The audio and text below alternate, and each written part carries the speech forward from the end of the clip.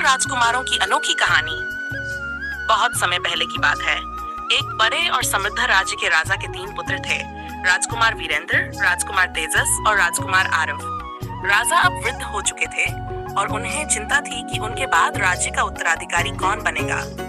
उन्होंने अपने तीनों पुत्रों की परीक्षा लेने का निश्चय किया। राजा की चुनौती। राजा ने तीनों राजकुमारों को बुलाया और कहा, तुम तीनों को राज्य का उत्तराधिकारी बनने का अवसर मिलेगा, लेकिन उसके लिए तुम्हें एक परीक्षा पास करनी होगी। तुम्हें तीन अलग अलग दिशाओं में जाकर एक अनमोल वस्तु लानी होगी जो राज्य के लिए सबसे उपयोगी हो। जिसके पास सबसे मूल्यवान वस्तु होगी वही मेरा उत्तराधिकारी बनेगा। तीनों राजकुमारों की यात्रा। तीनों राजकुमार अपनी अपनी यात्रा पर निकल पड़े। राजकुमार वीरेंद्र का अनमोल उपहार। राजकुमार वीरेंद्र जंगलों और पर्वतों को पार करते हुए एक आश्रम में पहुंचे। वहां उन्होंने एक ऋषि को तपस्या करते देखा। जब उन्होंने अपनी खोज के बारे में बताया तो ऋषि ने उन्हें एक जादुई तलवार दी जिससे कोई भी शत्रु परास्त किया जा सकता था। राजकुमार तेजस की खोज। राजकुमार तेजस समुद्र के पार गए और एक व्यापारी से मिले जिसने उन्हें एक चमत्कारी दर्पण दिया।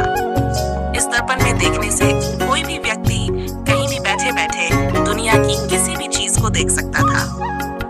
राजकुमार आरव का अनोखा उपहार। राजकुमार आरव ने अपनी यात्रा के दौरान एक गांव में देखा कि लोग बीमारियों से पीड़ित थे। वहां एक वैद्य थे जिनके पास एक जादुई औषधि थी जो किसी भी रोग को ठीक कर सकती थी। राजकुमार ने सोचा कि यह औषधि ही राज्य के लिए सबसे अनमोल चीज हो सकती है और वे उसे लेकर लौट आए। राजा का निर्णय। तीनों राजकुमार अपनी वस्तुएं लेकर वापस आए और राजा के सामने प्रस्तुत हुए। राजा ने तलवार, दर्पण और औषधि का मूल्यांकन किया। उन्होंने कहा, तलवार राज्य की रक्षा कर सकती है, दर्पण जान और जानकारी दे सकता है, लेकिन यह औषधि मेरे प्रजा के जीवन को बचा सकती है।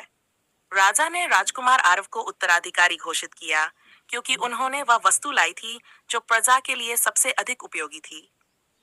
शिक्षा। इस कहानी से हमें यह सीख मिलती है कि सच्चा राजा वही होता है जो अपने लोगों का भला सोचे। शक्ति और बुद्धिमानी महत्वपूर्ण है, लेकिन